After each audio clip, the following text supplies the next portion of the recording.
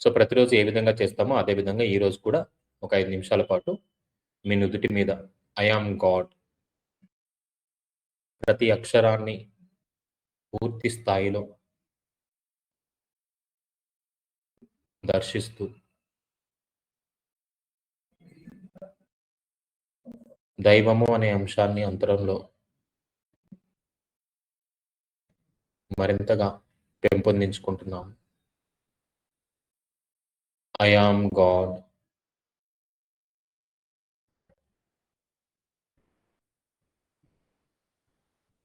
I A M G O D I am God.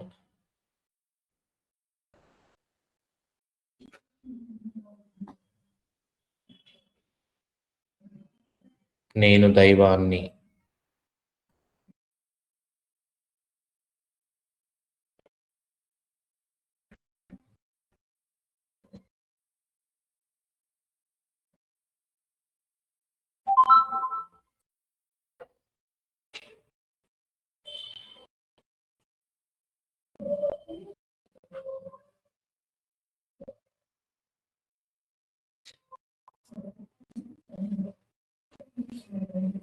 I am God.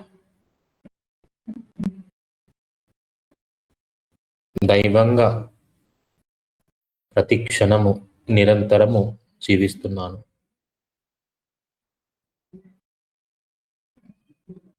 నా యొక్క వాక్కులో, నా యొక్క కార్యాచరణలో దివ్యత్వాన్ని నింపుతున్నాను. I am God. నేను దైవాన్ని. లాస్ట్ 2 మినిట్స్, చివరి 2 నిమిషాలు.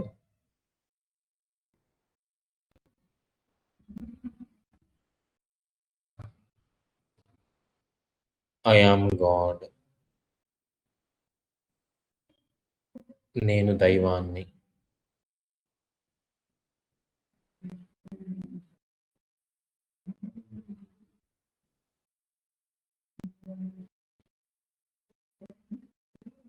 I am God.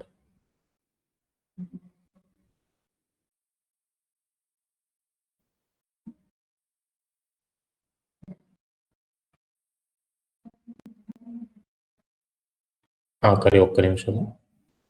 ప్రతి అక్షరాన్ని మీ యొక్క నుదుటి మీద దర్శిస్తూ దివ్యత్వాన్ని మరింతగా శరీరంలోని ప్రతి అణువులో నింపుకుంటున్నాము. దైవంగా ఈ భూతల స్వర్గంలో జీవనాన్ని కొనసాగిస్తున్నాము. I am God.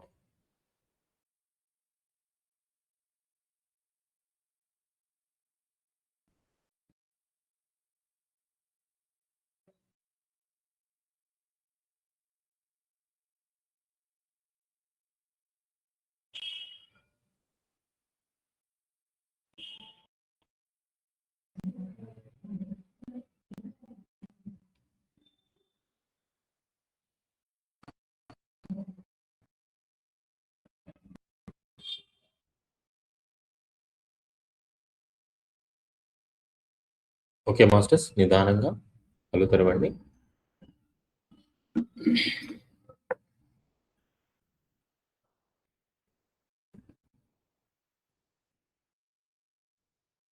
Okay. So ఈరోజు రామ్తా విజ్ఞానం 17వ రోజు.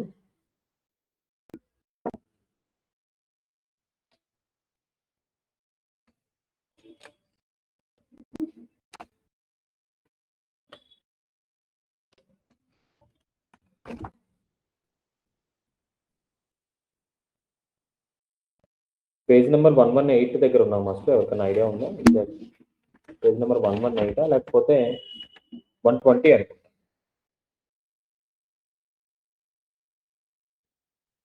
ప్రియంగా స్వీకరించే కోసమే మీ జీవితం ఉంది.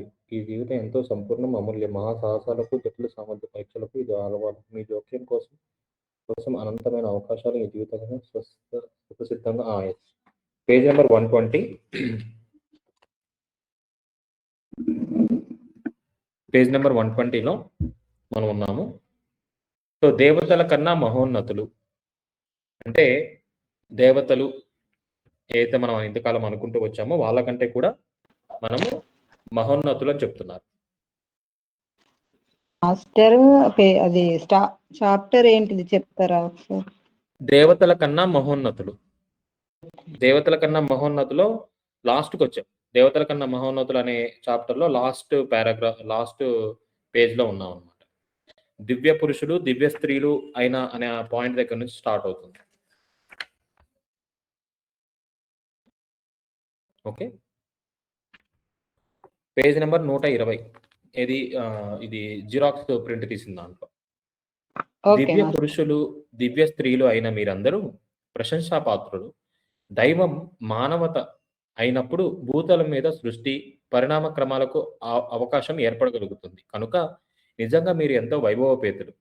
మీ ఊహలకు అందనంత మహాబలవంతులు మీరు. మీ ప్రతి ఆలోచన మీ ప్రతి అనుభూతి జీవితాన్ని సృష్టిస్తుంది. వర్తమాన జీవితానికి ఓ ఉనికిని, భవిష్యత్తులో జీవితానికి ఓ ఆధారాన్ని పరికల్పిస్తున్నది మీరే. అదృశ్య లోకాల్లోనే వేరెవ్వరూ ప్రమేయం ఈ కార్యక్రమంలో లేదు. అగోచర విశ్వాల్లోని వాళ్ళు తమకు తగ్గ అవగాహనలతోనే శాశ్వతంగా కొనసాగుతున్నారు. అగ్రగణ్యము తలమానికము అయిన ఈ భౌతిక తలపు జీవితానికి ఆధారాన్ని పరికల్పిస్తుంది ఎవరనుకుంటున్నారు? సాక్షాత్తు మీరే. మీ భావన చాతుర్యంతో మీ స్వభిరుచులతో ఈ తలం మీద జీవితాన్ని అద్భుతంగా సృష్టిస్తున్నది స్వయంగా దివ్యులైన మీరే. సర్వస్వానికి ఓ యోగ్యతను పరికల్పిస్తున్నది మీరే. జీవిత వేదికకు అద్భుత శోభలను జోడిస్తున్నది కూడా మీరే. ఓ మహోన్నత్వాన్ని మహా సౌందర్యాన్ని దైవ సామ్రాజ్యానికి సమకూరుస్తున్నది సాక్షాత్తు మీరే. దేవతల కన్నా అల్పులు అని భావిస్తున్నా మీకు ఈ సత్యం అర్థం కావడం లేదు. దేవతల కన్నా మహోన్నతులు మీరే అన్న విషయాన్ని మీరు ఇప్పటి వరకు గ్రహించలేకపోతున్నారు. మరేం పర్వాలేదు, మీరు ఆ సత్యాన్ని గ్రహించే రోజు వస్తుంది. అతి త్వరలోనే జీవితం వెలుగులు, ఇంద్రధనస్సులు, రమణీయ వర్ణాలు, వింత కాంతులు ప్రత్యక్షమై మీ దివ్యత్వాన్ని మీకు జ్ఞప్తి చేస్తాయి.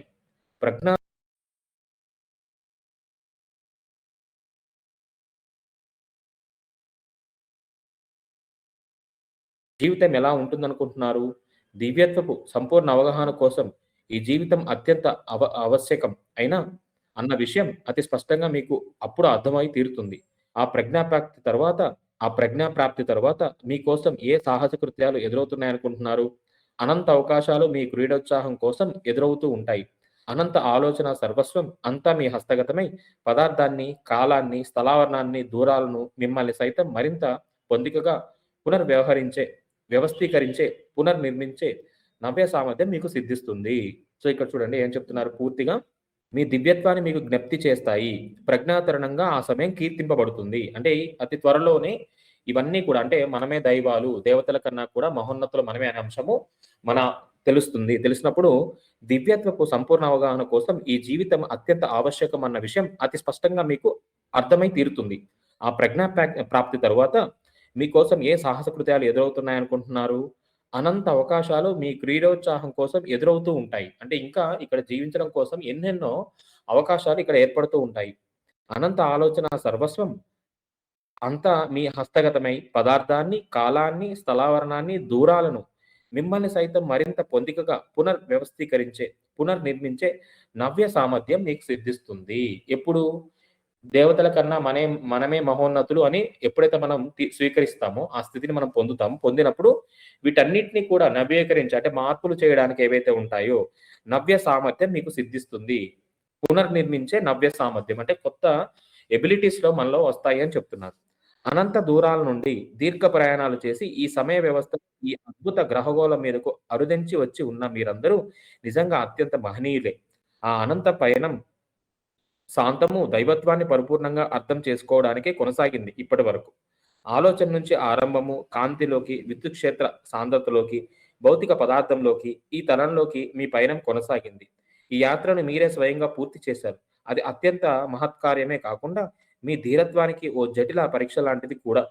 ఎంతో ప్రమాదపూరితమైన ప్రయాణం కూడా అది. శాశ్వతమైన ఆత్మ పదార్థ రూపధారణ సమయంలో విరూపాన్ని పొందే బలీయమైన ఓ అవకాశంలో చిక్కుబడిపోయి తన ఉనికిని సైతం కోల్పోయే స్థితి ఎదురై సంరక్షణ కోసం తప్పించిపోయే దుర్ దుర్దశను కూడా రావలసిన ప్రమాదం అందులో పొంచి ఉంది. సరిగ్గా ఈ ప్రమాదకే గురై మానవాళిలో అత్యధిక భాగం మగ్గుతూ ఉండడం అత్యంత శోచనీయం. అంటే ఇక్కడ దైవంగా అంత మహోన్నతులని చెప్పినప్పటికి కూడా అంత మహోన్నతులు మనం ఇక్కడికి వచ్చినప్పుడు ఏంటి అనంత దూరాల నుండి దీర్ఘ ప్రయాణాలు చేసి అంటే ఎక్కడి నుంచో అంత దూరం ప్రయాణం చేసి ఈ సమయ వ్యవస్థలో అంటే ఇక్కడ అయితే కాలం ఉందో ఈ అద్భుత గ్రహగోళం మీదకు అరుదించి వచ్చి ఉన్న మీరందరూ నిజంగా అత్యంత మహనీయులే. ఆ అనంత పయనం శాంతము దైవత్వాన్ని పరిపూర్ణంగా అర్థం చేసుకోవడానికే కొనసాగింది. ఆ ప్రయాణం అంతా కూడా దేనికి? దైవత్వాన్ని అర్థం చేసుకోవాలి. ఇప్పటి వరకు ఆలోచన నుంచి ఆరంభము, కాంతిలోకి, విద్యుదయస్కాంత క్షేత్ర సాంద్రతలోకి, భౌతిక పదార్థంలోకి అంటే ఇన్ని లేయర్స్ మార్పుంటు అంటే ఆలోచన నుంచి ఆరంభమయ్యి కాంతిలోకి వచ్చాము. కాంతిలోంచి విద్యుత్ క్షేత్రంలోకి వచ్చాము. విద్యుత్ క్షేత్రం నుంచి భౌతిక పదార్థంలోకి. ఈ తలంలోకి మీ పయనం అంటే మనందరం కూడా ఈ తలంలోకి మన ప్రయాణం సాగింది. ఈ యాత్రను మీరే స్వయంగా పూర్తి చేశారు. అది అత్యంత మహత్కార్యమే కాకుండా మీ ధీరత్వానికి ఓ జటిల పరీక్ష లాంటిది కూడా. ఎంతో ప్రమాదపూరితమైన ప్రయాణం కూడా అది. శాశ్వతమైన ఆత్మ పదార్థ రూపధారణ సమయంలో విరూపాన్ని పొందే బలీయమైన ఓ అవకాశంలో చిక్కుబడిపోయి తన ఉనికిని సైతం అంటే ఆత్మ ఉనికిని సైతం ఇక్కడ మనం చూడలేమనమాట. అంత శక్తివంతమైన ఆత్మ ఏదైతే ఉంటుందో సో దాని యొక్క ఉనికి కూడా ఇక్కడ ఏమైపోతుంది అంటే మారిపోతుంది. ఎందుకంటే ఇక్కడ పదార్థ యొక్క ధర్మం అనేది పదార్థ యొక్క స్థితులు అనేవి అంత బలంగా ఉన్నాయి కాబట్టి.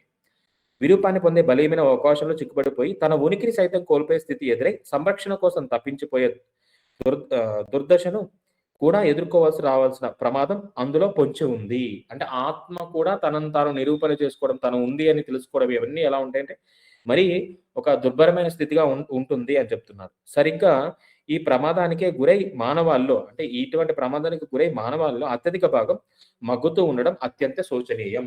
అందరూ వాళ్ళ యొక్క గొప్పతనాన్ని తెలుసుకోకుండా అలా ఉండిపోవడం అనేది శోచనీయం అంటున్నారు. ఎంతకు అర్థం కాని ఓ పరిప్రశ్న లాగా ఉన్న నా మాటలను వినడానికి మీరు ఎంతో సాహసానికి ఒడికడుతూ ఉన్నది ఎందుచేతో మీకు తెలుసా? అంటే ఇలా నేను చెప్తున్న మాటలన్నీ కూడా వినడానికి ఎంతో సాహసోపేతంగా ఉన్నా కానీ ఎందుకు మీరు వింటున్నారో మీకు తెలుసా? నా బోధనలు సత్యమేనని మీకు బాగా తెలుసు కనుక. సృష్టి కార్యాన్ని చేసిన ఆ ప్రథమ దివ్య ప్రజ్ఞను అన్వేషించే మార్గాన్ని అనుసరించి మీరు సాగుతున్నారు కనుక. మీ అంతరాత్మ నిక్షిప్తపు లోతుల్లో సాంద్రీకృత పదార్థం కన్నా మీరు అన్యులే అని, రక్త మాంసాలతో నిర్మితమైన దేహానికంటే అతిథులే అని, అత్యంత దివ్యులే అని మీకు బాగా తెలుసు కనుక. మహాసత్యం ఇదే. మీ దివ్యత్వానికి ప్రీతితో పునః గ్రహించడానికే, మీ అంతరంలో ఉన్న దివ్య జ్యోతిని పునర్దర్శించడానికే, మీ సంకల్ప శక్తితో పదార్థానికి ప్రాణం పోసిన మీ ఉనికి ప్రారంభాన్ని అవగాహన చేసుకోవడానికే మీరందరూ ప్రస్తుతం ఇక్కడికి చేరుకొని ఉన్నారు. అంటే ఈ రామత జ్ఞానం వింటున్నాము అంటే మనలోని దివ్యత్వాన్ని వాటి పట్ల ఉన్న ఇష్టాన్ని మనం తెలుసుకోవడానికే ఇక్కడికి చేరుకొని ఉన్నాము అని చెప్తున్నారు. దివ్య సౌందర్య మాస్టర్స్. సో ఇక్కడ మాస్టర్స్ కాస్త ఏమైంది? దివ్య సౌందర్య మాస్టర్స్. పవనానికి ప్రాణాన్ని ఇచ్చింది మీరే. అంటే గాలికి ప్రాణాన్ని ఇచ్చింది మీరే. సూర్యుని నిలబెట్టి ఉంచుతున్న మహత్ కారణం మీరే. భూమి దప్పికను తీర్చడానికి, సారవంతం చేయడానికి, మహాజలధార మేఘాలను ప్రోగు చేసి ప్రచండ వాయువులను తేజాన్నిచ్చే మహాకారణం మీరే. ఏ దివ్యత్వం స్వయంగా జీవిత ప్రేమ అయి ఉందో అంతకంటే అల్పులమని భావిస్తున్న మీకు ఈ సత్యం అవగతం కావడం లేదు. మీరంటే నాకు ఎంతో ఆరాధన భావం ఉంది. ఒకప్పుడు నేను మీలాంటి వాడినే కనుక. మీ భ్రమల్లో, మీ కలల్లో నేను జీవించాను. నేను చేరుకున్న చోటికి ఏదో ఒక సమయంలో మీరు చేరుకుంటారు కానీ ఆత్మ ప్రేమికులు కాలేకపోతే, జీవితాన్ని ప్రీతితో స్వీకరించలేకపోతే మీరు ఎప్పటికీ అక్కడ చేరుకోలేరు. అంటే ఇక్కడ ఏం చెప్తున్నారు? ఆత్మ ప్రేమికులు కమ్మంటున్నారు. జీవితాన్ని ప్రీతితో స్వీకరించకపోతే ఏంటి జీవితం అని కాకుండా అద్భుతమైన జీవితం ఇది. జీవితంలో నేను ఎప్పుడు సమృద్ధితో ఉన్నాను. అన్ని కోణాల్లో నేను ఆనందంగా ఉన్నాను. సో ఇలాగా ప్రీతితో స్వీకరించకపోతే మీరు ఎప్పుడూ అక్కడికి చేరుకోలేరు. అంటే ఇంకా ఆ యొక్క భ్రమంలో దాంట్లోనే ఉండిపోతామని చెప్తున్నారు. మీ అందరికీ నా హృదయపూర్వక ఆత్మ ప్రమాణాలను అర్పిస్తున్నాను. అత్యంత మహనీయులు మీరు. అత్యంత ప్రేమ పాత్రులు మీరు. అభిలాషణీయంగా మీ ఆవశ్యకత ఎంతో ఉంది. పరమ ఆప్తులు మీరు. శాశ్వతత్వానికి కారణం మీరు. జీవిత సర్వస్వానికి నిజంగా మీరే నిజంగా మూల కారణం. అంటే ఈ యొక్క జీవిత సర్వస్వము అంటే ఏదైతే మనం ఇప్పుడు చూస్తున్నామో దీని మొత్తం ఈ సృష్టికి మొత్తం మనమే అని చెప్తున్నారనమాట. ఓకే. ఇక్కడితోటి మనకి పూర్తిగా ఏదైతే దేవతల కన్నా మహోన్నతులు అంటే దీనికంటే ముందు దైవపు ఉనికి, దైవాన్ని దర్శించండి. తర్వాత సృష్టి పరిణామ క్రమం తెలుసుకున్నాము. తర్వాత దేవతల కన్నా మహోన్నతులను తెలుసుకున్నాం. ఓకే. సో, ఇప్పటి వరకు జరిగిన అంశాల్లో ఎవరికైనా డౌట్స్ కానీ అలా ఏమన్నా ఉంటే గనక మనం మాట్లాడుకొని మళ్ళీ నెక్స్ట్ పాయింట్‌లోకి వెళ్దాము. ఆత్మ ప్రేమికులు కాకపోతే అంటే దానికి అంటే మనల్ని మనం ప్రేమించుకోవాలంటారా? మనల్ని మనము అంటే దేహాన్నో, లేపోతే నా యొక్క రంగునో, నా యొక్క దీన్నో కాకుండా నా యొక్క స్థితిని, ఆత్మ స్థితి ఏదైతే ఉంటుందో, ఆత్మ ప్రేమికులు అని మెన్షన్ చేసినప్పుడు బాహ్య రూపం కాకుండా అంతరంగా ఉన్న నన్ను నేను ఎప్పుడైతే ప్రేమించుకుంటూ ముందుకు వెళ్తానో, అప్పుడే మనం నెక్స్ట్ లెవెల్‌కి వెళ్ళడానికి అవకాశం ఉంటుందని చెప్తున్నా.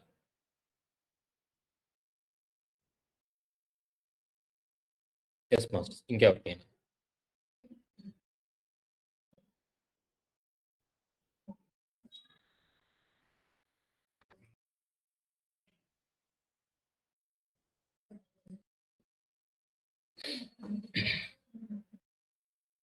ఓకే.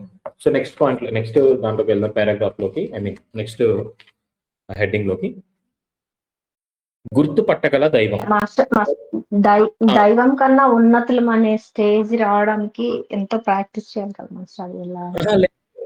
దేవతల కన్నా మహోన్నతులు అనేది రాంత ఏ కోణంలో చెప్పారు అంటే గనక ఇక్కడ ఫస్ట్ మనం మొన్న మాట్లాడుకున్నాం. ట్రయాడ్ గురించి ఎక్స్‌ప్లెయిన్ చేస్తూ మాట్లాడామన్నమాట. సో, ఇక్కడ అందరము ఒక స్థితిలో ఉన్నాం అనుకుందాం. ఎగ్జాంపుల్‌గా ఇది 10th స్టేజ్ అనుకుందాం. ఓకే. సో, ఇక్కడ అందరం ఉన్నాము. సో, అందరం ఉంటూ ఈ దివ్యత్వము అనే అంశం చూసినట్లయితే ఏం చెప్తున్నారు? ఇక్కడ ఉన్న నేను ఇలా ప్రయాణం చేసి, మళ్ళీ ఇక్కడ అనుభవాలు పొంది, మళ్ళీ ఇక్కడికి వెళ్తే అప్పుడే ఇది పరిపూర్ణం అవుతుంది. ఈ ట్రయాడ్ అనేది ఫుల్‌ఫిల్‌మెంట్ అవుతుంది. అయితే ఇక్కడ ఉన్న నేను ఇక్కడికి పూర్తిగా కిందకి రాకుండా ఈ మధ్యలో ఎక్కడన్నా ఉన్నాననుకోండి, అది దైవ స్థితి. అంటే హయ్యర్ వైబ్రేషన్‌తో నేనున్నాను. ఫర్ ఎగ్జాంపుల్ స్వర్గ స్థితిలో ఉన్నాననుకున్నాం. 7, 6, 5, 4, 3, 2, 1. సో, ఈ 3, 2, 1 అనేవి భూతలానికి సంబంధించినవి. ఇవన్నీ ఏంటంటే మన యొక్క వేరే తలాలు, ప్రజ్ఞా తలాలు ఏవైతే ఉన్నాయో ఆ తలాలన్నీ అన్నమాట. సో, 4, 5 ఏమవుతుంది? 4 ఏమో ప్రేమతలం అవుతుంది. 5 ఏమో మనకి దేవతలు అంటే స్వర్గం కింద వస్తుందన్నమాట.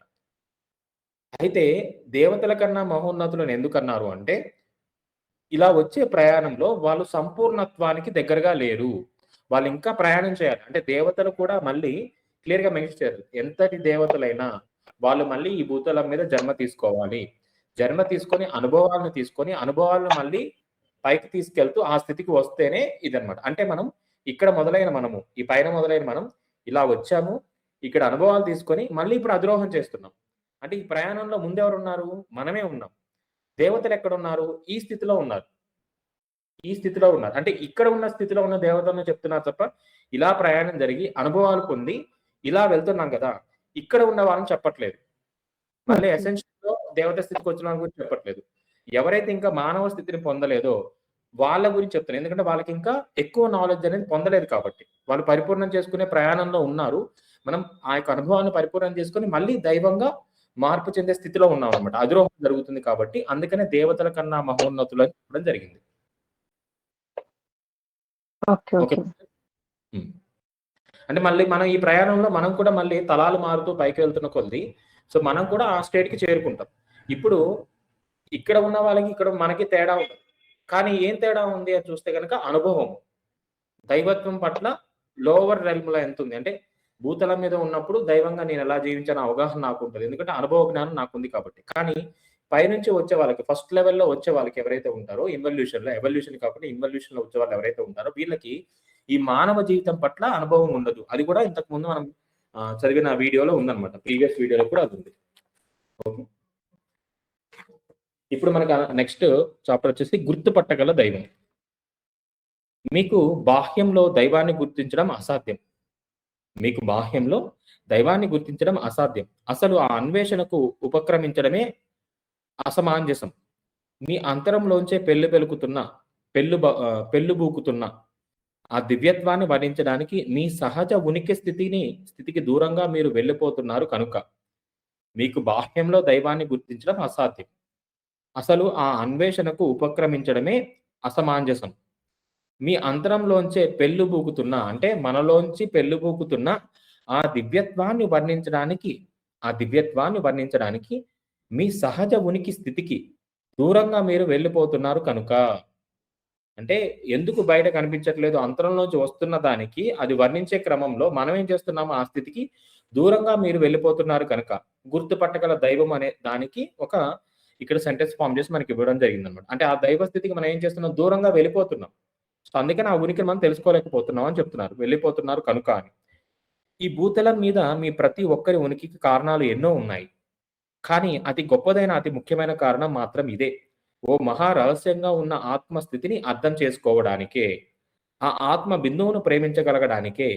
ఏ వ్యక్తిత్వ కేంద్ర బిందువును గురించి నేను అభివర్ణిస్తూ ఉన్నానో, దేన్ని దైవం నేను నిశ్చయించి చెబుతున్నానో, ఏది మీ పితృస్థానమై ఉందో, మీ జీవిత ప్రారంభంలో ఓ యోగ్యతను ఏది మీకు సమకూర్చిందో, మీరు దేన్ని సృష్టిస్తూ పరిమితి కోసం పరిశ్రమిస్తూ ఉన్నారో, చివరికి మళ్ళీ మీ సహజ స్థితి అయిన ఆత్మగానే స్థితమవుతారో, దాన్ని మీ నిజతత్వాన్ని స్మరించడానికే.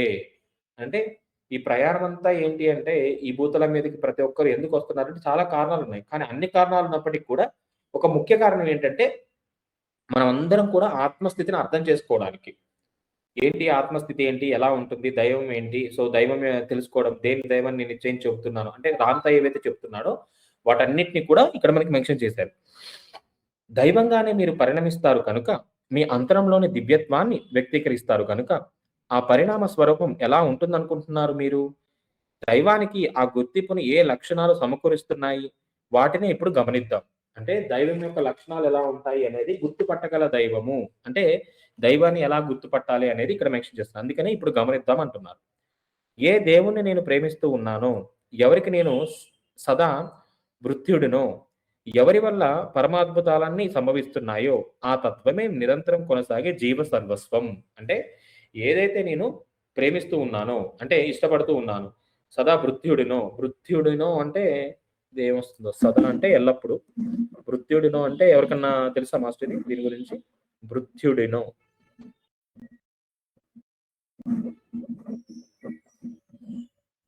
ఎవరికన్నా ఐడియా ఉందా? ఈ వృత్యుడు అంటే మాస్టర్ పని, హైయెస్ట్ పని, మన సోల్ యొక్క పని ఏంటి? గాడ్ గా ఉండడము, గాడ్ ని వ్యక్తపరచడము, ఆ గాడ్ ద్వారా అధిరోహణ చెందడం, అందరికి దాని గురించి ప్రచారం చేయడం.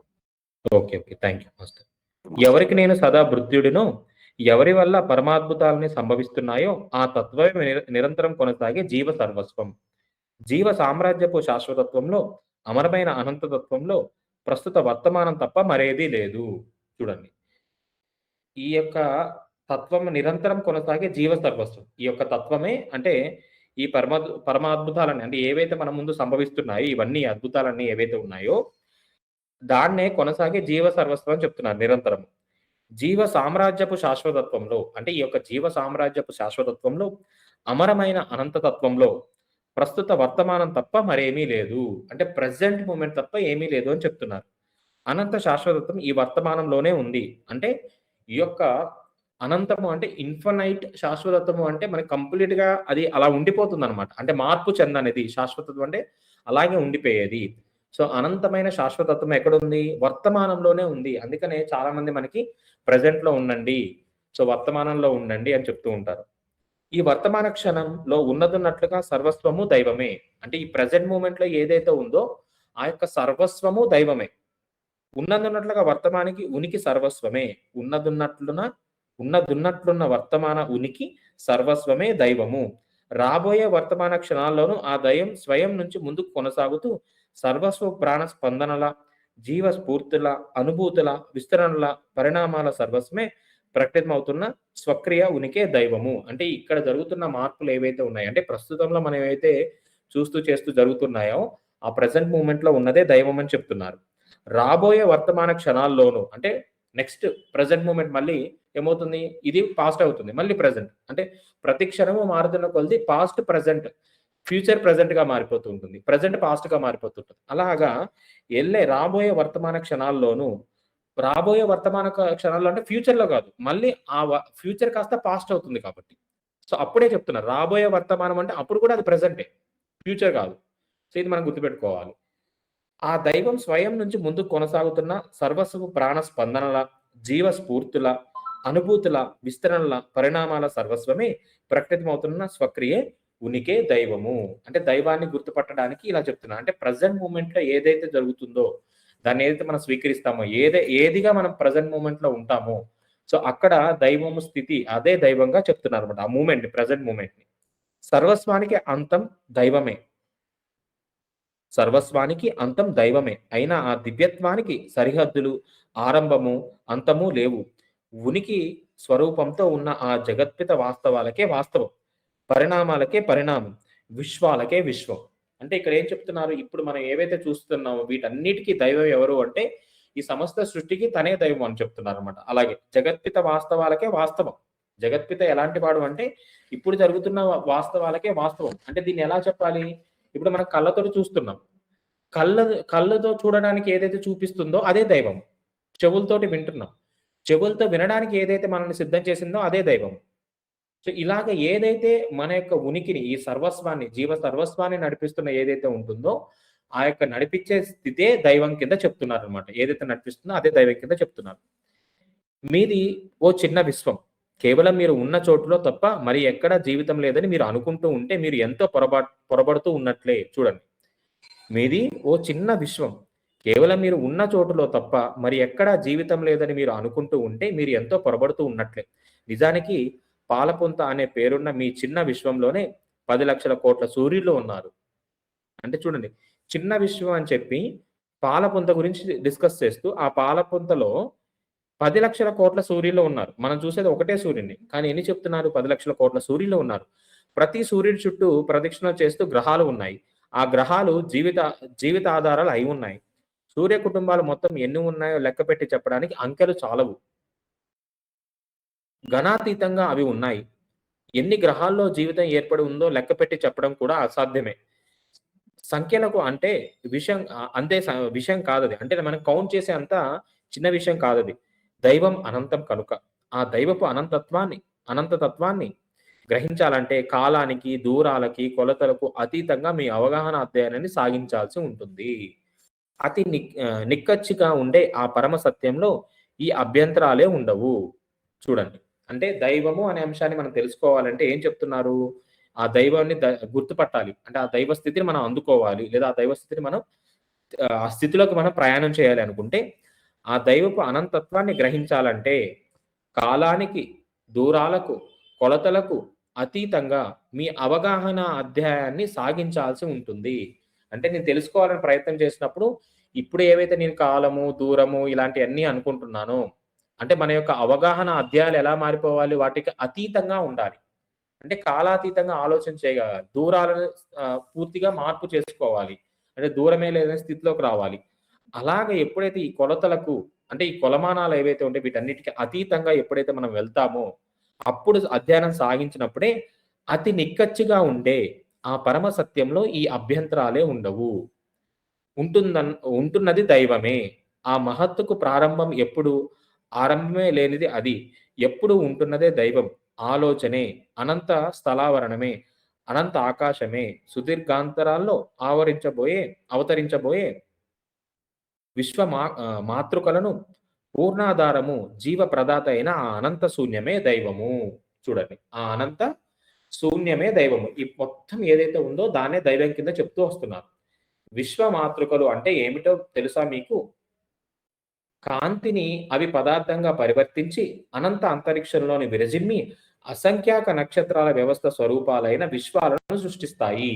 విశ్వ మాతృకలు అంటే ఏంటో తెలుసా మీకు?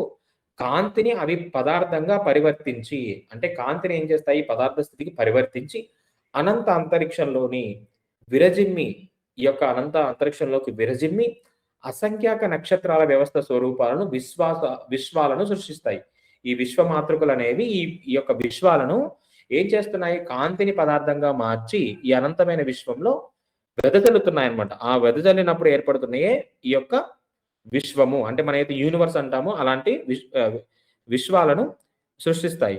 మరి ఆ విశ్వ మాతృకలు ఎక్కడి నుంచి వచ్చాయనుకుంటున్నారు? ఆలోచనలోంచే, సంకల్పంలోంచే, భగవత్ సంకల్పంలోంచే, ఆ అనంత శూన్యావరణం అయిన దైవంలోంచే ఎక్కడ మీకు అనంత తారమండల విశ్వాలన్నీ దర్శనమిస్తున్నాయో, ఎక్కడ మీకు శాశ్వతత్వమే కనిపిస్తూ ఉందో, ఆ అనంత పరివ్యాప్త మహాశూన్యావరణమైన దైవంలోంచే నిర్మలాంత దైవ స్వరూపాన్ని ఊహించి దర్శించాలి అనుకుంటే, మీ బాహ్యావరణంలో విస్తరించి ఉన్న శాశ్వత స్వరూపంగా సాక్షాత్కరిస్తూ ఉన్న తారవాళి సమస్త బ్రహ్మాండ నిశీతిని తాదాత్మ్యంతో వీక్షించండి.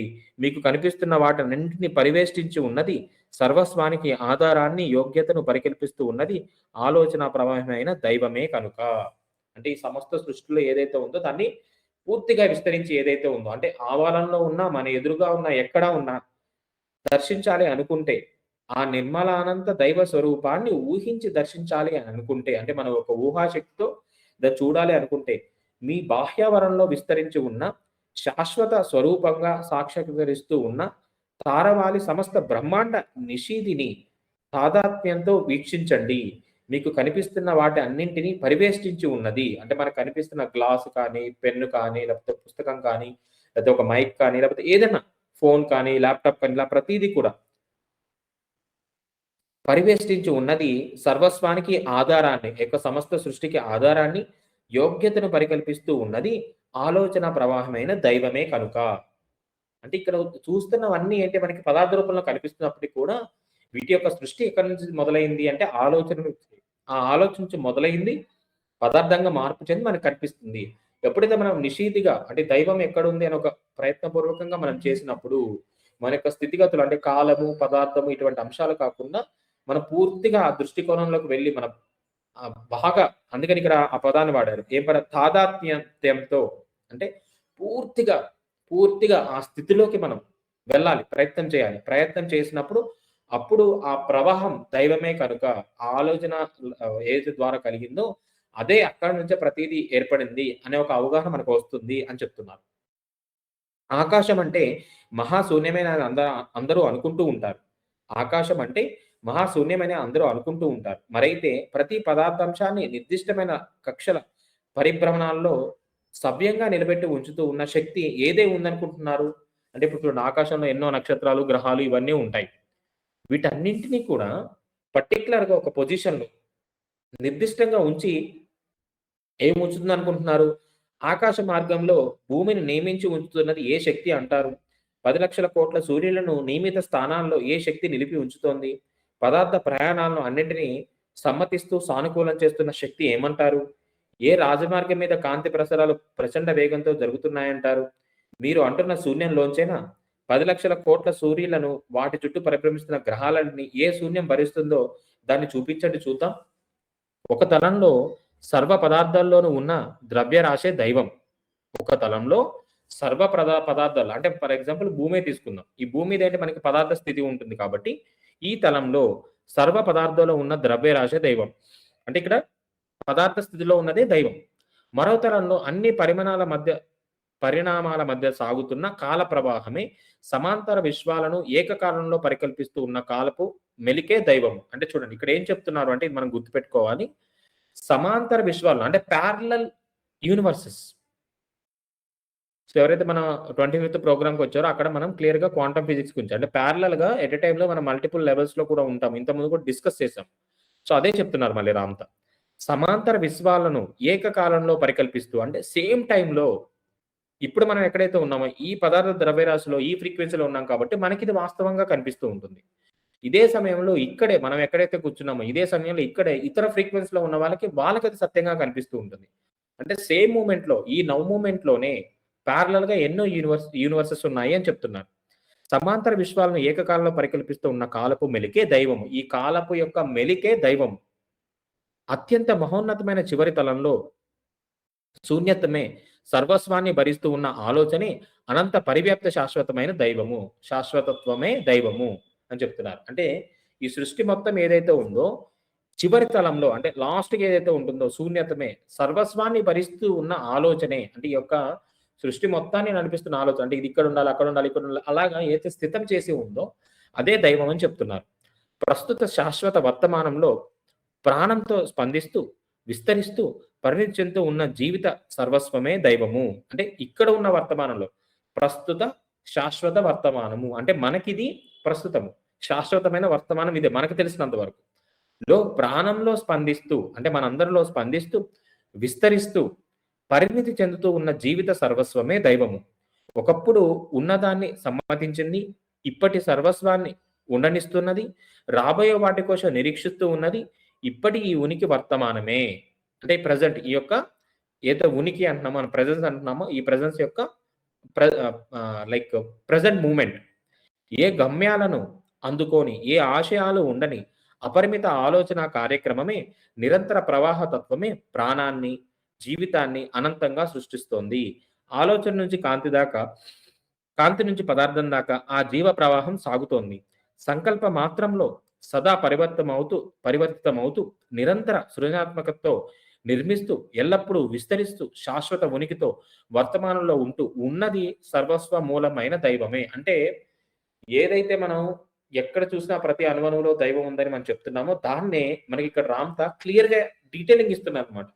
మీరు చూస్తున్నది, ఇక్కడ చూస్తున్నది వేరే తలాల్లో ఉన్నది, ఇదే సమయంలో వేరే తరాల్లో జరుగుతున్నది, ప్రతిదీ కూడా ఏదైతే నౌ మూమెంట్ లో ఉండి ఏదైతే సర్వస్వాన్ని నడిపిస్తున్నదో ఆ నడిపిస్తున్నదే దైవంగా అని చెప్తున్నారు. మనలో ప్రాణంగా ఉన్నది, జీవుల్లో ప్రాణంగా ఉన్నది, చరించే వాటిలో, చలించిన వాటిలో, ప్రతి దాంట్లో ఆ యొక్క తలంలో ఉన్న ధర్మాలను బట్టి ఏదైతే ఉంటుందో, నడిపిస్తుందో, ఈ యొక్క విశ్వాన్ని, ఏ విశ్వంలో ఉన్న పాలపుంతలను, గ్రహాలను, సూర్యులను, వీటన్నింటినీ ఎలా అయితే స్థితం చేసి ఒక ఆలోచన ఉందో, ఒక ఆలోచన ద్వారా ఇవంతా జరుగుతున్నాయో అదే దైవము అని చెప్తున్నారు. సర్వస్వాన్ని తనలోనే పొందుపరుచుకొని ఉన్న బలీయమైన, నిరంతరము పరివర్తితమవుతున్న, పరిణామ క్రమంలో పరవళ్ళు త్రొక్కుతూ ప్రవహిస్తున్న, సర్వప్రియమై ఉన్న శాశ్వతత్వాన్ని మీరు ఎలా గుర్తుపట్టగలుగుతారు? ఇప్పుడున్నట్లు మరో క్షణంలో ఉండని దాన్ని ఇదే దైవం అంటే అని మీరు నిశ్చయంగా ఎలా చెప్పగలుగుతారు? మహాశూన్యంలోకి తెరుచుకొని ఉన్న విశ్వాన్ని మీరు ఎలా గుర్తించగలుగుతారు? అంటే ఇక్కడ ఈ గుర్తించడం అంటే సర్వస్వాన్ని తనలోనే పొందుపరుచుకొని ఉన్న మహాబలీయమైన, నిరంతర పరివర్తితమవుతున్న, పరిణామ క్రమంలో పరవళ్ళు త్రొక్కుతూ ప్రవహిస్తున్న, సర్వప్రియమై ఉన్న శాశ్వతత్వాన్ని మీరు ఎలా గుర్తుపట్టగలుగుతారు అని చెప్తున్నారు. ఎందుకు గుర్తుపట్టగలుగుతారా అని ప్రశ్న వేశారంటే, ఇప్పుడున్నట్లు మరో క్షణంలో ఉండని దాన్ని ఇదే దైవం అంటే ఎలా? అంటే ఇప్పుడు ఈ రోజు ఉంటుంది, మళ్ళీ రేపటికి మారిపోతుంది. కానీ అప్పుడు అదే అంటే ఏదన్నా మనకి ఒకటి స్థిరంగా ఉంటే ఓకే, ఇది ఇలాగే ఉంది కాబట్టి ఇదే మనం దైవం అనుకోవచ్చు. కానీ ఆ దైవం నిరంతరము వ్యాప్తి చెందుతూ, అది పూర్తిగా విస్తరిస్తూనే ఉందన్నమాట. మార్పు చెందుతూ ప్రయాణం కొనసాగిస్తూనే ఉంది. అనంతంగా, శాశ్వతంగా కొనసాగిస్తూనే ఉంది. సో అనంతంగా, శాశ్వతంగా ఏదై ఉంటుందో అదే దైవం. కానీ అది మనకి మన యొక్క పరిధి ఏదైతే ఉంటుందో, అంటే మన యొక్క జ్ఞానేంద్రియాలు ఏవైతే ఉన్నాయో వీటి ద్వారా మనం దాన్ని చూడలేని విధంగా అది మార్పు చెందుతూనే ఉంది. ఆ మార్పు చెందుతూ ఏదైతే ప్రెజెంట్ లో ఉంటుందో దాన్నే దైవము అని చెప్తున్నారు. కొద్దిగా ఇది టిపికల్ గా ఉంటది, మనం అర్థం చేసుకోవాలంతే. అంటే ఎలాగా అంటే దీన్ని అంటే చూడండి, ప్రతి క్షణము నిరంతరము ఈ తలంలో ఎన్నో మార్పులు జరుగుతూ ఉంటాయి. కానీ ఈ తలంలో మార్పులు జరిగే క్రమంలో ఏదైతే ఈ క్షణంలో ఉందో అదే దైవం అని చెప్తున్నారు. ఆ ప్రెజెంట్ మూమెంట్ నే దైవము అని చెప్తున్నారు. ఆ ప్రెజెంట్ మూమెంట్ ని నడిపించేదే దైవం అని చెప్తున్నారు. సో నెక్స్ట్ మళ్ళీ మనకి ఫ్యూచర్ అనేది ప్రెజెంట్ అవుతుంది. అంటే ఈ క్షణం అనేది ఇప్పుడు సపోజ్ 8:40 అయింది. 8:40 1 సెకండ్ అనుకుందాం. 8:40 2 సెకండ్లు. అంటే 1 సెకండ్ అనేది గతం అయిపోయింది. 2 సెకండ్లు ఏమైపోయింది మనకి వర్తమానం అయిపోయింది అన్నమాట. ప్రెజెంట్ మూమెంట్కి వచ్చింది. ఇలా ప్రెజెంట్ మూమెంట్ లో సమస్తాన్ని ఏదైతే నడిపిస్తుందో దాన్నే దైవము అని చెప్తున్నారు. కానీ ఈ ప్రెజెంట్ మూమెంట్ అనేది ఏమవుతుంది, ఈ యొక్క మార్పు చెందుతూ ఉందన్నమాట. వెంట వెంటనే మార్పు చెందుతూ ఉంటుంది. ఆ మార్పు చెందే క్రమంలో దాన్ని మనం పట్టుకునేంత స్థితిలో మనం లేం కాబట్టి, ఎందుకంటే మనం పరిమితంగా ఉన్నాం కాబట్టి, మన యొక్క జ్ఞానం కానీ, మన యొక్క జ్ఞానేంద్రియాలు కానీ అంత పరిమితంగా ఉన్నాయి కాబట్టి దాన్ని చూడడానికి ఇక్కడ ప్రశ్న వేశారన్నమాట. గుర్తుపట్టగలుగుతారు అని అంటున్నారు. ఇప్పుడున్నట్టు మరోక్షణంలో ఉండని దాన్ని ఇదే దైవం అంటే అని మీరు నిశ్చయించి ఎలా చెప్పగలుగుతారు? మహాశూన్యంలోకి తెరుచుకొని ఉన్న విశ్వాన్ని మీరు ఎలా గుర్తించగలుగుతారు? అంటే మన పరిధి ఎక్కడి వరకు ఉంది? ఒక ఆకాశం చూస్తాం, శూన్యం ఓకే. కానీ ఇంకా ఉన్నాయి, ఇంకా చాలా ఉన్నాయి. కాబట్టి ఆ దైవం ఎక్కడ ఉంది? మనకు రామదాస్ స్టార్టింగ్ లో చూసినప్పుడు కూడా ఏం చెప్తాడు? ఈ యొక్క నక్షత్రాలకు ఈ యొక్క ఏవైతే ఉన్నాయో వాటికి ఆవలంగా ఏదైతే ఉందో అదే వాళ్ళ యొక్క దైవంగా, అజ్ఞాత దైవంగా భావించే వాళ్ళము అని చెప్తూ ఉండేవాడు అనమాట. సో అజ్ఞాత దైవం అంటే ఎక్కడో దూరంగా ఉంది అని అర్థం. ఓకే, సో దాన్ని మనం ఎలా గుర్తుపడతామంటున్నారు. అత్యంత పరిమితత్వంతో ఉన్న మేధస్సుతో పదార్థానికి అవతల ఉన్న దాన్ని కాలానికి, దూరాలకు, కొలతలు అతీతంగా ఉందని మీరు ఎప్పటికీ గుర్తించలేరు. అత్యంత పరిమితత్వంతో ఉన్న మేధస్సుతో, మన యొక్క మేధస్సు చాలా పరిమితం, మనం చాలా జీనియస్ అనుకుంటాం, చాలా గొప్ప అనుకుంటాం. కానీ ఏమంటున్నారు? అత్యంత పరిమితత్వంతో ఉన్న మేధస్సుతో పదార్థానికి అవతల ఉన్నదాన్ని, కాలానికి, దూరాలకు, కొలతలకు అతీతంగా ఉన్నదాన్ని మీరు ఎప్పటికీ గుర్తించలేరు. పరిమితమైన మేధస్సుతో చేస్తున్న వర్ణనాతీతంగా ఉన్న అనంత దూరాలను అందుకోగలడం అసాధ్యం కనుక దైవం, తండ్రి అనే మాటలు మనం వాడుతూనే ఉన్న సర్వస్వంలోని ఇదివరల ఉన్నదాన్ని, ప్రస్తుతం ఇక్కడ ఇప్పుడు ఉంటున్న దాన్ని, ఇక ముందు ఉండబోయే వాటన్నింటినీ సూచించడం కోసం పనికి వస్తున్న మామూలు మాటలు మాత్రమే అవి. అంటే మాటలు చాలా పరిమితం. తండ్రి అనుకోవచ్చు, దైవం అనుకోవచ్చు, పరమాత్మ, మనం ఏదైతే అనుకుంటామో ఇలాగా ప్రతీదీ కూడా ఏంటి, మన పరిధిలో ఉన్న పాటలేవి. కానీ ఇక్కడ ఏం చెప్తున్నా, మన పరిధిలో ఉన్న దానికంటే కూడా అవతల ఏదైతే ఉందో అదే దైవం అని చెప్తున్నారు. కాబట్టి దాన్ని వ్యక్తపరిచే క్రమంలో ఇవన్నీ వస్తున్నాయి. అందుకని ఈ మాటలు ఏవైతే ఉన్నాయో ఇవన్నీ కూడా ఏం చెప్తున్నారు, మామూలు మాటలే మాత్రమే అవి. ఇదివరకు వర్తమానం ఏమేమి ఉండేవో, ఇప్పటి వర్తమానంలో ఏమేమి ఉంటున్నాయో, రాబోయే వర్తమానంలో ఏమేమి ఉంటాయో, అపరిమిత శాశ్వత వర్తమానంలో ఉన్న ఉనికిని సూచించి చెప్పబడుతున్న మాటలు మాత్రమే అవి. అంటే జస్ట్ ఎక్స్‌ప్లెయిన్ చేయడానికి ఉపయోగపడుతున్నాయి తప్ప, నిజంగా దివ్యత్వాన్ని మనం దర్శించాలంటే వీటిని అధిగమించి మనం వెళ్ళగలగాలి అని చెప్తున్నారు. ఏ దైవత్వపు స్థితికి మీరు పొందాలనుకుంటున్నారో ఆ స్థితే ఇదే అని నిర్ణయించి చెప్పే ఓ ప్రమాణం ఎక్కడుంది? అంటే ఏ దైవత్వపు స్థితిని మీరు పొందాలనుకుంటున్నారో ఆ స్థితి ఇదే, అంటే ఇదే దైవం అంటే ఇదే అని నిర్ణయించి చెప్పే ఓ ప్రమాణం ఎక్కడుంది? మీలోనే. ఆ ప్రమాణం ఎక్కడుంది? మీలోనే. ఆ దైవ ప్రతిరూపాలే మీరు. ఆ జగత్పితకు నకెళ్ళే మీరు, అంటే జిరాక్స్. అంటే ఆ జగత్పిత ఏదైతే ఉన్నాడో ఆ జగత్పిత యొక్క కాపీస్, నకల్లే మీరు, ప్రతిబింబాలే మీరు, యథాతథంగా మీరు దైవాలే. ఏది అనంతమో, ఏది నిరంతరం ఉద్భవిస్తూ ఉందో, ఏది నిరంతరం పరిణమిస్తూ ఉందో, ఏది నిరంతరము సృజనాత్మకంగానే ఉందో, ఏది శాశ్వతంగా ఉంటుందో అదే మీరు. ఆలోచనే మీరు, కాంతే మీరు, విద్యుదయస్కాంత క్షేత్రము మీరే, స్వరూపాకృతి మీరే, వినిర్మల శక్తి, బీతవాహ బలము, స్పందించే అనుభూతి, మహోన్నత సంకల్పము మీరే. అత్యుత్తమ ప్రజ్ఞాతలం బలంగా, గౌరవంగా, పవిత్రంగా, కటాక్షంగా దేన్ని అర్థం చేసుకోగలిగారో ఆ ఉన్నతులు మీరే. మరి మీరు ఎవరు? గుర్తుపట్టగల దైవం. అర్థమైందా? గుర్తుపట్టగల దైవం అంటే అది మనమే అని చెప్తున్నారు. గుర్తుపట్టలేని దైవం అంటే మన యొక్క అతీతమైన స్థితులు. అంటే ఇప్పుడు మన బుద్ధితో కానీ వాటితో కాకుండా ఇక్కడ గుర్తుపట్టగల దైవం ఎవరంటే అందుకే ప్రతి ఒక్కరూ దైవాలే అనే భావన ఏదైతే ఉంటుందో, మై డియర్ గాడ్స్ అనుకుంటాము, లేకపోతే అందరిలో మానవుడే మాధవుడు, ఇటువంటి ఏవైతే అంశాలు ఇవన్నీ ఎందుకు చెప్తున్నారు అంటే ఆ గుర్తుపట్టడానికి ఉన్న అంశమే మనము కాబట్టి, ఆ దైవస్థితి యొక్క ప్రతిరూపాలే మనం కాబట్టి, ఆ దైవం యొక్క నకల్లే మనం కాబట్టి. ఎందుకంటే మనం ఆలోచన చేయగలం, సృష్టి చేయగలం, సంకల్పాలతో సిద్ధించుకోగలం. ఇవన్నీ చేస్తున్నాం కాబట్టి ఆ దైవం యొక్క ప్రతిరూపంగా మనం ఇక్కడ నడయాడుతున్నాము అని చెప్తున్నారు అనమాట. ఎందుకంటే ఆ దైవం యొక్క స్థితి మార్పు చెందుతూ అందుకే ఇక్కడ ఏం చెప్పారు? ఆలోచన మీరే, కాంతి మీరే, విద్యుదయస్కాంత క్షేత్రము మీరే స్వరూపాకృతితో, మీరే వినిర్మల శక్తి, పీతవాహ బలము, స్పందించే అనుభూతి, మహోన్నత సంకల్పము మీరే. అత్యుత్తమ ప్రజ్ఞాతలంగా, బలంగా, గౌరవంగా, పవిత్రంగా, కటాక్షంగా దేన్ని అర్థం చేసుకోగలరో ఆ ఉన్నతులు మీరే. క్లియర్గా చెప్తున్నారు అన్నమాట. ఆ ప్రతిదీ మీరే. మరి మీరు ఎవరు? గుర్తుపట్టగల దైవం మీరే. మీరు బాహ్యంలో జగత్పితను గుర్తించడం అసాధ్యం. బాహ్యంలో అంటే మన నకల్లో అని చెప్పారు, మన జిరాక్స్ కాపీ అని చెప్పారు. మన యొక్క ఏదైతే ఉంటుందో హయ్యర్ సెల్ఫ్, తండ్రి అని ఇక్కడ సంబోధించారు అనమాట. సో తండ్రిని జగత్పితగా ఇక్కడ చెప్తున్నారు. మీ బాహ్యంలో జగత్పితను గుర్తించడం అసాధ్యం. అసలు ఆ అన్వేషణకు పూనుకోవడమే అయుక్తం. మీ అంతరంలోంచే పెళ్ళుబూకుతున్న ఆ దివ్యత్వాన్ని వర్ణించడానికి మీ సహజ ఉనికి స్థితికి దూరంగా మీరు వెళ్ళిపోతున్నారు కనుక దైవాన్ని గుర్తించగలిగే ఏకైక మార్గం మీ అంతరంలోని దైవం ఎలా ఉన్నాడో గమనించడం మాత్రమే. అంటే ఇక్కడ మనం దైవ స్వరూపాలుగా నడయాడుతున్నాము. అయినప్పటికీ ఆ జగత్పిత యొక్క సత్య స్వరూపాన్ని మనం దర్శించాలంటే బాహ్యంలో కాకుండా అంతరంలోకి ప్రయాణం చేయండి అని చెప్తున్నారు. ఎలా ఉన్నాడో గమనించడం మాత్రమే. ఎంతో అద్భుతమైన పద్ధతి కాదు ఇది. సృష్టి సర్వస్వంలోని అత్యంత సంక్లిష్టాన్నంతా అర్థం చేసుకోవాల్సిన మహా ఇబ్బందిని మీకు తప్పించి ఇప్పటి మీ స్వంత జీవితం మీదే మీ ధ్యాసను పెట్టే మీ స్వీయ ఆలోచన సరళిని, మీ ఉనికిని గమనించే అవకాశాన్ని ఈ పద్ధతి మీకు సునాయాసంగా కల్పిస్తుంది. ఎంతో అద్భుతమైన పద్ధతి కాదు ఇది. ఏది? మనలోనే మీ అంతరంలో దైవం ఎలా ఉన్నాడో గమనించడం మాత్రమే అని చెప్పారు. చెప్పిన తర్వాత ఎంతో అద్భుతమైన పద్ధతి కాదు ఇది.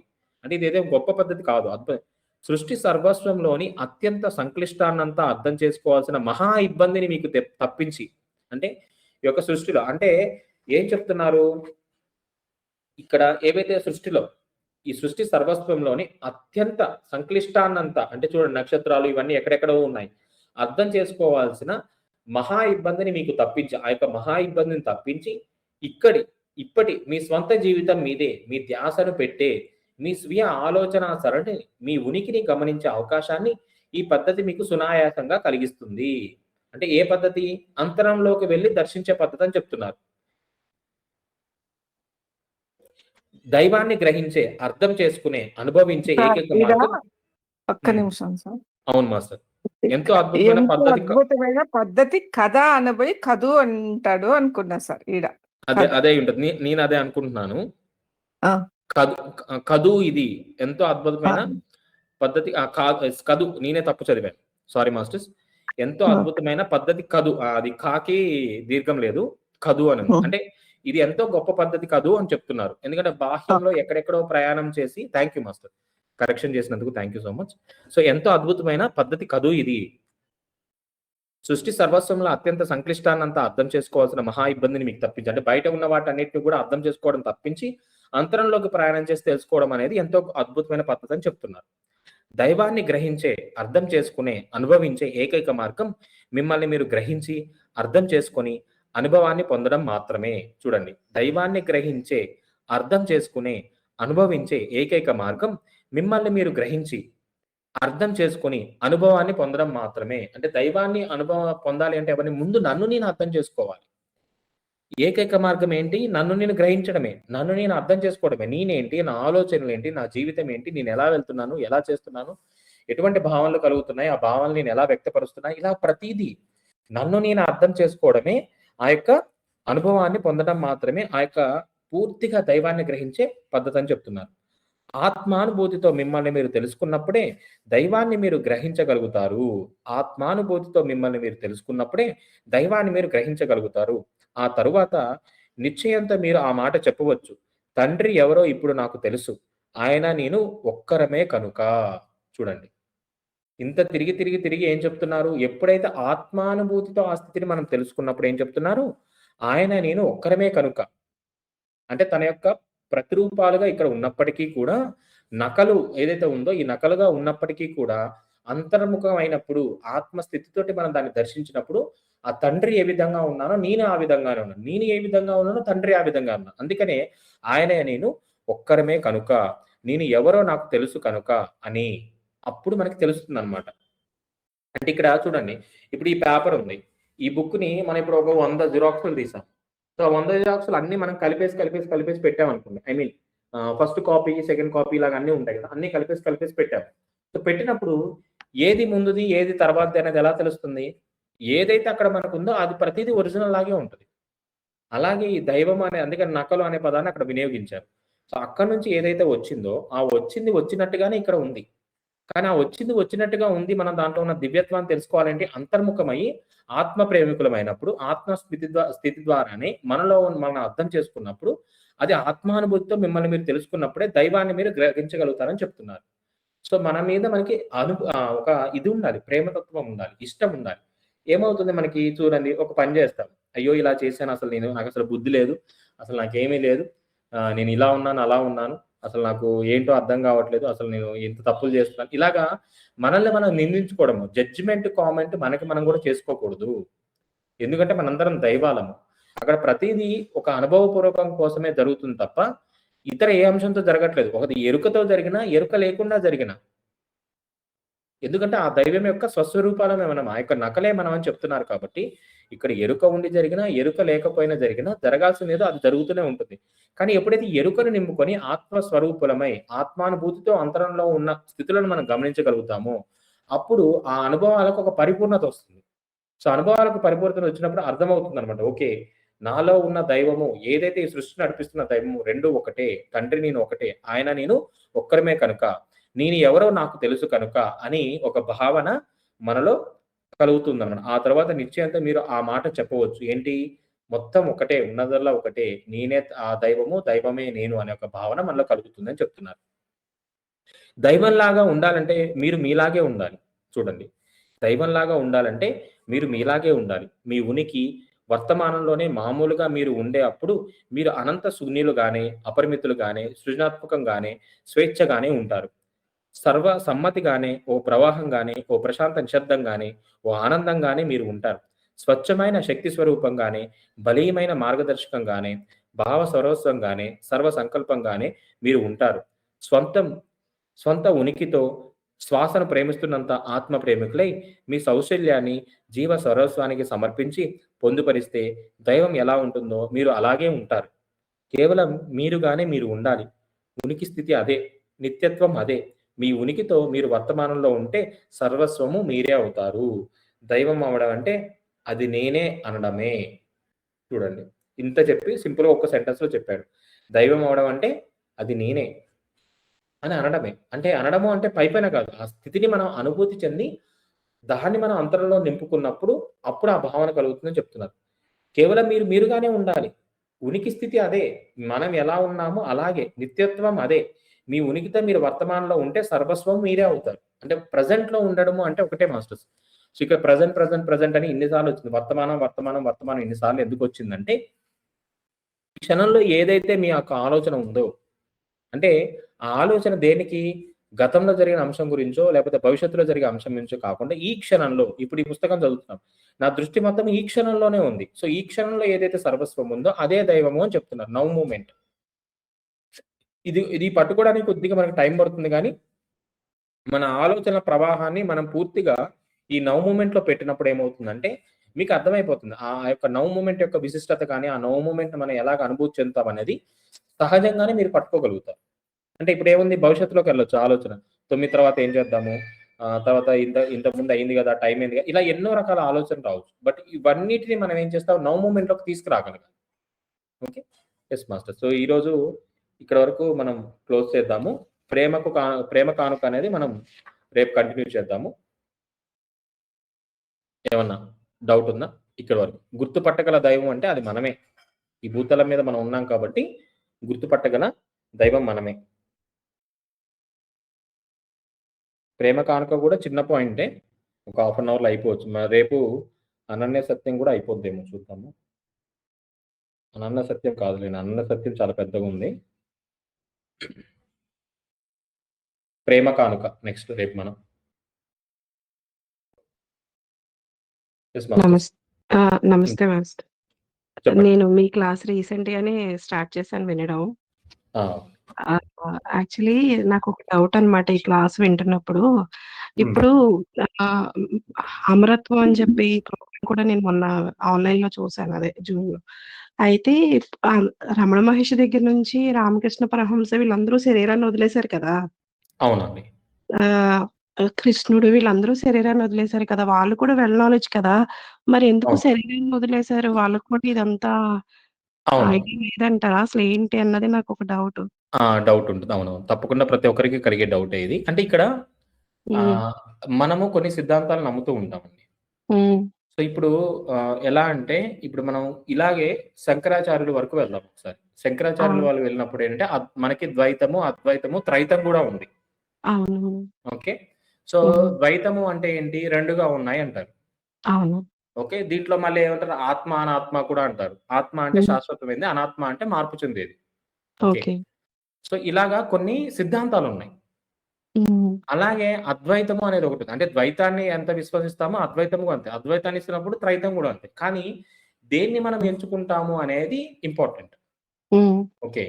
అలాగా ఏదైతే రమణ మహర్షి గారికి అవ్వచ్చు, మీరిప్పుడు ఎవరైతే చెప్పారో అంటే రమణ మహర్షి గారే కాదు చాలా మంది కూడా మహామాయ యోగులు కూడా హ్మ్. వాళ్ళెప్పుడు ఎలా ఉన్నారంటే ఆత్మనే శాశ్వతంగా దర్శించారు. ఓకే. ఓకే. ఈ ఈ పదార్థ జగత్తును వాళ్ళెలా అంటే మిథ్యలా చూసారనమాట. ఈ పదార్థ జగత్తుని మిథ్యలా చూసారు. హ్మ్. అంటే దైవము అనే స్థితిని వాళ్ళెప్పుడు హయ్యర్ గానే చూసారు. ఈ పదార్థ జగత్తుని మిథ్యగా చూసి, ఈ పదార్థ హ్మ్. జగత్తు లేనప్పుడు ఎలా ఉంటాం మనం? ఎప్పుడు ఆత్మగానే ఉంటాం. అంటే అవును. ఇంకా ఆహ్, మానవ రూపం అనేది ఉండదు. హ్మ్. ఓకే. వాళ్ళు కేవలం ఈ స్థితి మీదే దృష్టి పెట్టారు తప్ప, ఈ స్థితి మీద ఎక్కడా దృష్టి పెట్టలేదు. హ్మ్. కాబట్టి ఈ పదార్థంగా ఏదైతే ఉందో ఈ పదార్థాన్ని వాళ్ళు దృష్టి పెట్టలేదు కాబట్టి ఇక్కడి నుంచి వాళ్ళు మార్పు చెందిపోయి ఆ స్థితికి వెళ్ళిపోయారనమాట. అంటే వాళ్ళ దృష్టిలో ఆత్మ మాత్రమే శాశ్వతమైనది. ఓకే. ఓకే. సో, కాబట్టి హ్మ్. దానికి వాళ్ళు ఇచ్చేసుకున్నారు. కానీ హ్మ్. రామ్‌తా చెప్పిన ఎవరైతే ఎసెన్షియల్ మాస్టర్స్ చెప్తారో వీళ్ళేం చెప్తారు అంటే, ఈ హ్మ్. దైవం యొక్క పరిణామ క్రమంలో కలిగిందే ఈ పదార్థ స్థితి. ఇది మిథ్యగా ఉన్నప్పటికీ ఇది రామ్‌తా కూడా ఇది భ్రమే అని చెప్తారు. ఇదంతా భ్రమే అని చెప్తారు. హ్మ్. కానీ ఎందుకు ఇంత బలిష్టంగా ఉంది అని చెప్తారంటే, ఇక్కడ ఉన్న ఆ యొక్క హ్మ్.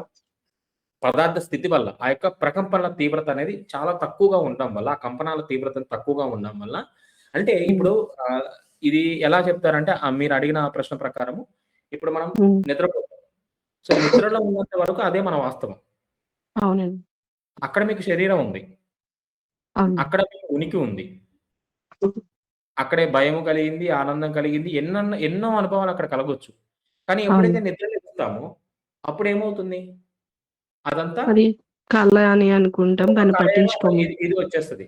అవును. అది మీ అనుభవంలో కొన్ని నిమిషాలో, హ్మ్. కొన్ని గంటలో జరిగింది కాబట్టి, దానికి హ్మ్. ముందుది ఉన్నది గ్రహించగలిగారు. అంటే మీరు ఉన్నది హ్మ్. గ్రహించగలిగారు. అది కళ అని అదొక స్థితి అని గ్రహించగలిగారు. మళ్ళీ ఆ స్థితి నుంచి జాగృతిలోకొచ్చారు. ఇది మీకేమైంది 3 స్థాయిలో జరిగింది. జాగృతి నుంచి స్వప్నము, స్వప్నం నుంచి జాగృతికొచ్చింది. అవును. స్వప్నంలో ఉన్నది కళ అని మనం అంటే దాన్ని స్వప్నంగా మనం పెట్టేసుకున్నాం అయిపోయింది. అలాగే ఈ హ్మ్. ఆత్మస్థితిలో ఈ పదార్థ స్థితి స్వప్న స్థితి. అవునండి. ఓకే. ఆత్మగా హ్మ్. ఉన్నప్పుడు మనం అంటే దైవంగా ఉన్నప్పుడు మనం ఏదైతే శాశ్వతంగా ఉందో అక్కడ నుంచి చూసినప్పుడు ఈ పదార్థ స్థితి స్వప్న స్థితి. కానీ ఈ అవును స్వప్న మాస్టర్. స్థితి ఇంత గాఢంగా ఎందుకు ఉంది అంటే గనక ఇక్కడ ఉన్న నిర్మితం ఈ యొక్క తలం యొక్క నిర్మితం అనేది అలా జరిగింది కాబట్టి ఇక్కడ హ్మ్. మనకి యాక్చువల్ ఆత్మకి ఇది పెద్ద ప్రయాణం ఏం కాదు. మనకు 100 సంవత్సరాలు, 200 సంవత్సరాలు, 300 సంవత్సరాలు అవ్వచ్చు. ఇది పెద్ద ప్రయాణం ఏం కాదు. కానీ ఓకే. ఆత్మకి ఇది చాలా చిన్నది. మనకి చాలా ఎక్కువ. అవును మాస్టర్. ఆ! అయితే వాళ్ళందరూ ఇలా చూసారనమాట. ఆత్మే శాశ్వతము. ఇదంతా ఏంటంటే ఒక కళ కాబట్టి, ఈ కళ ఇప్పుడు కళలోంచి మనం బయటకొచ్చిన తర్వాత అది కళ అని తీసేస్తాం. దాన్ని మనం ఏం పెద్ద నోటీస్ చెయ్యం.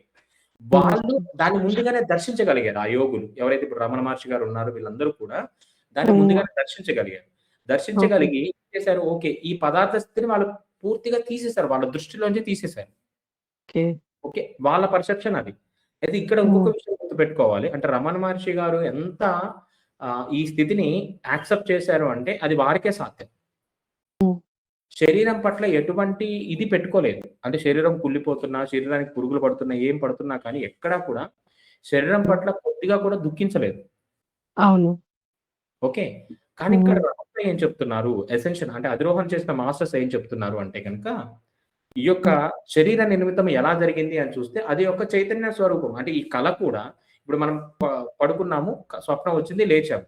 మరి కలలో ఓకే. ఉన్నది ఎవరు? నేనే కదా! నేనే. కలలో ఉన్నది నేనే. సో, ఆ కళ హ్మ్. కొన్ని క్షణాల్లో జరిగింది లేదా కొన్ని నిమిషాలు జరిగింది కాబట్టి దాని నుంచి వెంటనే వచ్చాను కాబట్టి దాని యొక్క ఇంటెన్షన్ అనేది నాకు పెద్దగా లేదు. ఇఫ్ ఇన్ కేస్ హ్మ్. ఆ కళ కొన్ని వారాలు జరిగితే, ఉంటుంది. కొన్ని నెలలు జరిగితే అప్పుడు సత్యమేది, అసత్యమేది మారిపోతాయి. అంటే సపోజ్ మారిపోతుంది. మనకి అవును. 24 గంటల్లో మనకిప్పుడు హ్మ్. ఏముంది 8 గంటలు పడుకున్నాం. మిగతా అవును. గంటలు పని చేసాం. అదే అవును మిగతా మాస్టర్. గంటలు పడుకొని 8 గంటలు లేచామనుకోండి. ఇప్పుడు నిజ జీవితం ఏది? కల ఏది? నిజ జీవితం అయితే అది కల నిజ జీవితం అవుతుంది. ఇదేమో కల ఆ! అవుతుంది. మారిపోతుందన్నమాట. అంటే ఇవన్నీ ఏంటంటే మారిపోతుంది. స్థితిగతులు మార్పు చెందుతూ ఉంటాయి. కానీ ఈ అవును. మార్పు చెందిన ప్రతి చోట ఉన్నదెవరు? మీరే కదా! మీ నేనే. చైతన్యం. హ్మ్.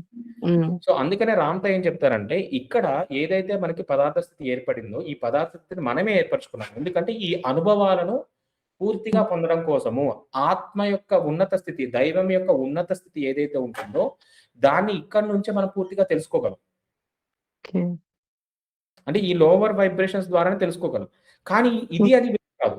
అదే అంటున్నారు. అందుకనే హ్మ్. తండ్రి హ్మ్. మనం వేరు కాదు. 2 ఒకటే అని చెప్తున్నారు. అంటే ఇక్కడ మనం పదార్థంగా చూస్తున్నాం కానీ, ఇది పదార్థం కాదు. Okay master. ఓకే. అర్థమైంది గదా! సో, అర్థమైంది. వాళ్ళు తెలుసుకున్నారు. ఎవరు రమణ మహర్షి వీళ్ళందరూ తెలుసుకున్నారు. కానీ వాళ్ళ పదార్థాన్ని తోటి వెళ్ళాలి అనుకోలేదు. అంటే పదార్థాన్ని మార్పు చేసుకోవాలనుకోలేదు. జస్ట్ మేము హ్మ్. ఆత్మగా వెళ్ళిపోతే చాలని. అందుకని ఇమ్మోర్టాలిటీలో 2 ఉంటాయి. ఆత్మ స్థితిలో హ్మ్. కలిగే ఇమ్మోర్టాలిటీ, పదార్థం సశరీరంగా జరిగే ఫిజికల్ ఇమ్మోర్టాలిటీ అన్నమాట. 2 ఉంటాయి. ఇప్పుడు మహావతార్ బాబాజీ కూడా ఈ స్టేజ్‌లోనే ఉన్నారంటారా ఆ! అయితే? Physical immortality. అది కూడా యవ్వనంతో. మహావతార్ ఆ! బాబాజీ గారంటే ఇంకా యవ్వనంతో, పూర్తి యవ్వనంతో తన హ్మ్. శరీరాన్ని కాంతి దేహంగా మార్పు చేసుకున్నారు. Okay master. ఓకేనా? సో ఇట్లాగా ఎవరికి నచ్చిన విధంగా వాళ్ళు వెళ్ళొచ్చు ఓకే మాస్టర్. పూర్తిగా కూడా. Okay. Thank you so much అండి. Thank you. ఇంకెవరికైనా ఏమైనా సందేహాలు? మాస్టర్ సివి మనం నమస్తే అని చెప్తానే ఆయనకు అందుతుంది అని చెప్పారు సార్. అది ఆయన ఆయన స్థితి ఏమిటి అట్లా? అంటే చైతన్య పరంగా వాళ్ళు విస్తరించి ఉంటారు మాస్టర్. ఇప్పుడు మాస్టర్ సివి అవ్వచ్చు, సాయిబాబా గురువు అని పిలిస్తే పలుకుతా అంటారు క్లియర్‌గా. సో వీళ్ళందరూ ఏం చేస్తారంటే మనం ప్రతి దాంట్లో దైవం ఉందన్న. మనలో కూడా వాళ్ళ యొక్క చైతన్య స్థితి భాగంగానే ఉంటది. ఎలా అయితే డిఎన్ఏలో ఒకటొకటి వస్తుందో, ఈ యొక్క సృష్టి పరిణామ క్రమంలో వాళ్ళంతా విస్తరించే ఉంటారు. ప్రతి అణువులో విస్తరించే ఉంటారు. ఎందుకంటే వాళ్ళ యొక్క ఆ స్థితికి ఎదిగి ఉన్నారు కాబట్టి. అందుకని నేను పిలిస్తే పలుకుతా అనగానే ఏంటి దాని ఉద్దేశము? ఎప్పుడూ ఆ చైతన్యం మనతో కొనసాగుతూనే ఉంటుంది. కానీ ఆ నమ్మకాన్ని మనం కలిగి ఉండాలి. ఆ నమ్మకాన్ని కలిగి ఉండడం అంటే ఇక్కడ చూడండి మళ్ళీ వేరుగా ఉండదు. ఇక్కడ దీన్ని ఎలా చెప్పాలి అంటే ఇప్పుడు సివి గారు అనుకోవచ్చు, సాయిబాబా అనుకోవచ్చు, ఎవరైనా ఆ యొక్క స్థితిని చేరుకున్న ఆ యొక్క చైతన్యాలు ఏవైతే ఉన్నాయో, ఎందుకంటే వాళ్ళు ఆ చైతన్య స్థితికి చేరుకున్నారు కాబట్టి ఏవైతే ఉన్నాయో అవి మనలోనే ఉంటాయి. కానీ ఇక్కడ అవి మనం వేరుగా ఉన్నంత కాలం అంటే వేరుగా ఉన్నాయి, అవి గొప్పవి, మనం ఇప్పుడే తెలుసుకుంటున్నాము, జ్ఞానాన్ని తెలుసుకుంటున్నాం అనే భావనలో ఉన్నంత కాలము ఈ చైతన్యం యొక్క దూరం అనేది వేరుగా ఉంటుంది. అంటే ఫర్ ఎగ్జాంపుల్ ఇప్పుడు దీన్ని ఎలా చెప్పాలి అంటే గనక ఇద్దరు పర్సన్స్ ఉన్నారు. సో ఇద్దరు పర్సన్స్ ఒక్కొక్క చోట చదువుకున్నారు అనుకుందాం. ఒక అబ్బాయి ఏమో ఒక గవర్నమెంట్ స్కూల్‌లో చదువుకున్నారు. ఒక అబ్బాయి ఏమో ఒక ఢిల్లీ పబ్లిక్ ఇలా కొద్దిగా హైలీ నాలెడ్జబుల్ ఎక్కువ ఇదిగా ఉండే స్కూల్‌లో చదువుకున్నాడు. సో వీళ్ళ ప్రయాణం ఒకలాగే సాగుతూ ఉంటుంది. వీళ్ళ ప్రయాణం ఒకలాగే సాగుతున్నప్పటికీ కూడా వీళ్ళకి ఏదైతే జ్ఞానం అందించబడిందో ఆ జ్ఞానాన్ని బట్టి పరిధులు మారుతూ ఉంటాయి. అంటే తిను ఒక కంపెనీ పెట్టొచ్చు, ఆ కంపెనీలో తిను పని చేయొచ్చు. లేదా తిను బిజినెస్ పెట్టొచ్చు, తిను ఒక జాబ్ కోసం వెతుకుతూ ఉండొచ్చు. ఏదన్నా జరగచ్చు. ఓకే. సో ఇక్కడ ఏమవుతాయంటే ఎవరికి వాళ్ళు స్వయంగా పెట్టుకున్న నిర్ణయాలు ఏవైతే ఉంటాయో, అందుకని ఎవరికి వారి సృష్టికర్తలు ఎందుకంటారంటే ఇలాగ పిలిస్తే పలుకుతా ఆ స్థితికి అంటే నేను అందరి ఆ చైతన్య తలాల్లో ఎవరైతే గురువులు ఉన్నారో వాళ్ళందరితో నేను కూడా సమానమే. ఎందుకంటే వాళ్ళు మనం వేరు కాదు. వాళ్ళకి ఆ విషయం తెలుసు. మనకే తెలియదు.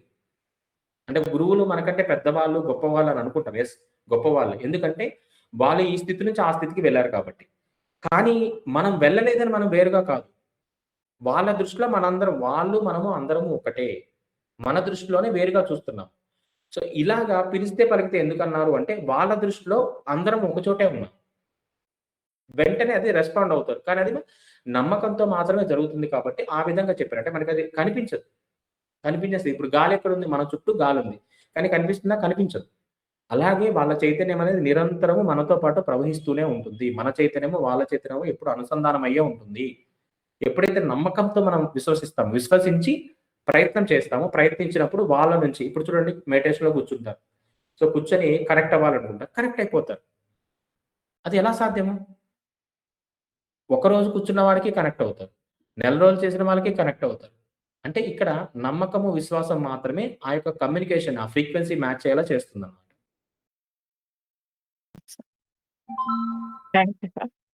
అంటే దృష్టికోణాలు ఒక్కటే వేరుగా ఉన్నాయి తప్ప ప్రతీదీ కూడా అంటే లైక్ ఆ యొక్క దైవము అనే స్థితికి వెళ్ళినప్పుడు ప్రతీదీ ఒక విధంగానే ఉంటుంది. అందుకని అద్వైతంలో అది చెప్తారనమాట శంకరాచార్యులు గారు. ఉన్నదల్లా ఒక్కటే అని చెప్తూ ఉంటారు.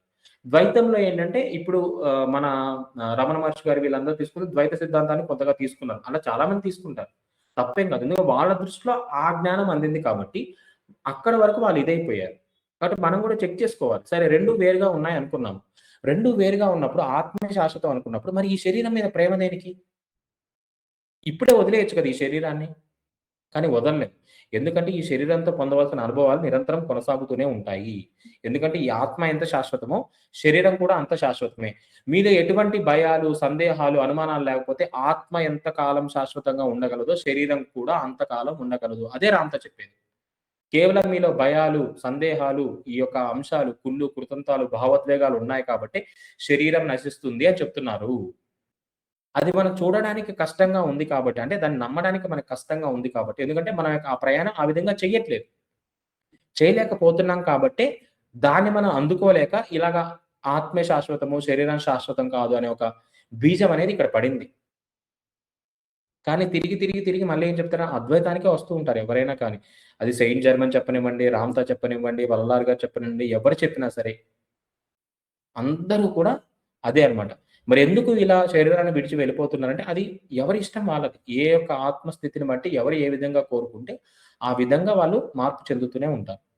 దేర్ చాయిస్ అన్నమాట కంప్లీట్‌గా అది. కానీ ఎప్పటికైనా రామ్తా కానీ వీళ్ళందరూ అంటే ఎప్పటికైనా సరే ఎంత దైవమైనా సరే మళ్ళీ ఈ భూమి మీదకి వచ్చి ఆ రూపాన్ని తీసుకొని అక్కడ అనుభవాన్ని పొంది మళ్ళీ తను సంపూర్ణ దైవంగా అంటే మళ్ళీ దైవంగా తన యొక్క ప్రయాణాన్ని అంటే సశరీరంతో సహా మళ్ళీ ఆ స్థితికి వెళ్ళాల్సిందే అని చెప్తూ ఉంటారు. అది. ఎప్పటికైనా గాని అదే జరుగుతుందని చెప్తూ ఉంటారు అలాగా. Okay masters. Thank you sir. Thank you master. Thank you so much. ఇంకా ఎవరికేమన్నా సందేహాలు, డౌట్స్ కానీ?